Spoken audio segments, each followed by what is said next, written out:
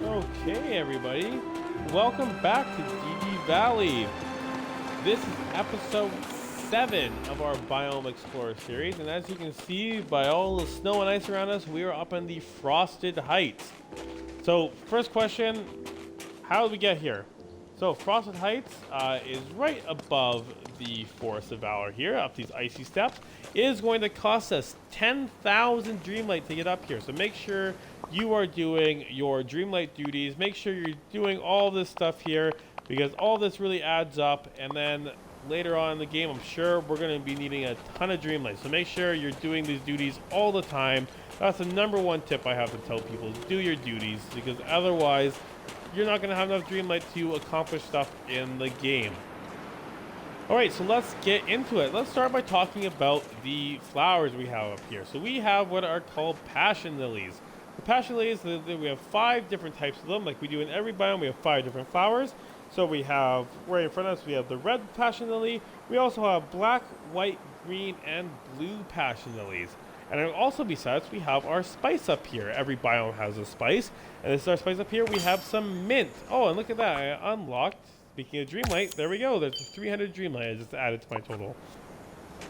So there we go. So mint is the spice up here. It's really handy in a lot of desserts and recipes. So make sure you're stockpiling that. And further to that, if you haven't watched any of my videos for the Biome Explorer previous to this, they're all available in the Biome Explorer playlist on the YouTube channel, so please check those out. But if you haven't seen them, you will be unaware that I have moved all my fruit bushes and trees down into the meadow. And I did that just because I wanted everything down in one area so I could quickly and efficiently harvest everything all at once.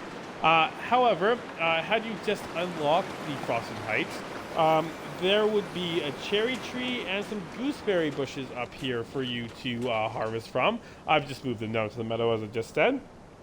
And then also at Goofy Stand, we have 3 new seeds that we have available to buy. So we have cucumber seeds, we have eggplant seeds, and we have asparagus seeds. And just like every other biome, because this biome is more expensive to get into, these vegetables cost more, they usually have longer grow times, and they also will be able to net you a bigger profit. They have a higher sale value for sure than a lot of the other vegetables previous to that. So keep that in mind. Now before we go on to talk about materials, just because we have one in front of us here, let's talk about the critters. So we have foxes up here. These foxes, they like fish. The favorite one is the white sturgeon, which can be found with these orange ripples right here. Just a little heads up there. The foxes are very similar to the rabbits. You just have to walk up to them a couple times, follow them around, and you'll be eventually able to feed them. I will be doing an in-depth video on feeding foxes and other critters in the next series, Critter Patrol. That will be coming shortly after this series is done, after the next episode, so stay tuned for that. So now, let's get into materials here. So up here, we have no softwood for the first time, but we have hardwood still. We also have dry wood up here. So those are the 2 types of wood we're going to encounter. And as I head to the back here, we're going to head towards one of the 6 mining spots that we have in this biome, like every biome. Now, in this mining spot, we are going to be able to get stone, we're going to be able to get coal, we're going to be able to get iron, and we're going to be able to get gold nuggets as well. Gems up here, we're able to get tourmaline and shiny tourmaline, which is the pink gems. We're also able to get amethyst and shiny amethyst, which are the purple gems. Really pretty gems. So those are the 2 gems you're able to get up here. Also onyx as well, like we can in every other biome. If you're digging up here, the only thing you're going to be able to dig for is soil, unless you were digging at one of the glowing holes in the ground, in which case you already know you're going to be able to get dream shards or night shards out of those ones there. So that's about it for the digging. There's also available up here to get snowballs. I've already cleared it out today, but you will have these giant kind of like ice rocks up here.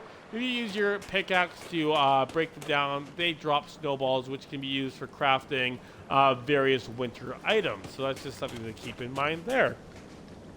All right, moving on, let's talk about fishing up here. So I already mentioned the foxes like a lot of the local fish up here. It's usually the way it is for a lot of the biomes. So let's talk about what we can get. If you fish in a no rippled area, like everything else, or every other biome, you're going to be able to get some seaweed, you're going to be able to get some red algae, and you're going to be able to get some bass. Also, talking about white ripples here. These white ripples are here, salmon. So this is why in my previous video I said I have more luck getting salmon up here. It's because the only fish that the white ripples drop for the most part is salmon. So it's very easy to get salmon up here.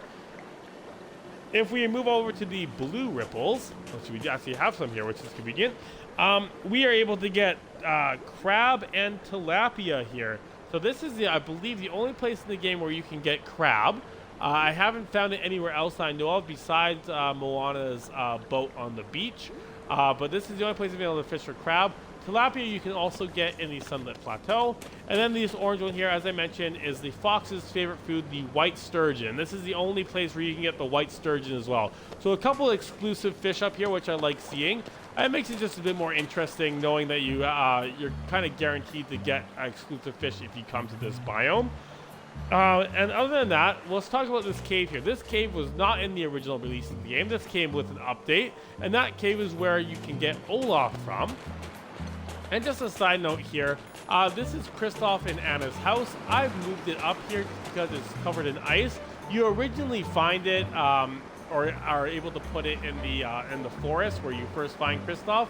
I didn't think it really fit there. I think it fits way better up here. It goes with just some of the other decorations you unlock, like this Anna ice sculpture and Kristoff's sled. It just feels like it fits way better up here. But other than that, I think that's everything I have to say about the biome up here. Please let me know in the comments if I missed anything. If you have any comments or questions, just let me know down below. This is going to be the second to last episode of our Biome Explorer series. We're going to be heading to the Forgotten Lands next, where we're going to wrap up the series there, and then we're going to be starting the series Critter Patrol after that. So stay tuned. Please like and subscribe. It lets me know that you are enjoying the content and finding it helpful. Again, this series and the Critter Patrol series coming up are mainly meant for people who are new to the game and just need some tips to kind of help figure things out and help their game progress a bit faster. But again, we will see you in the next video. Take care, guys.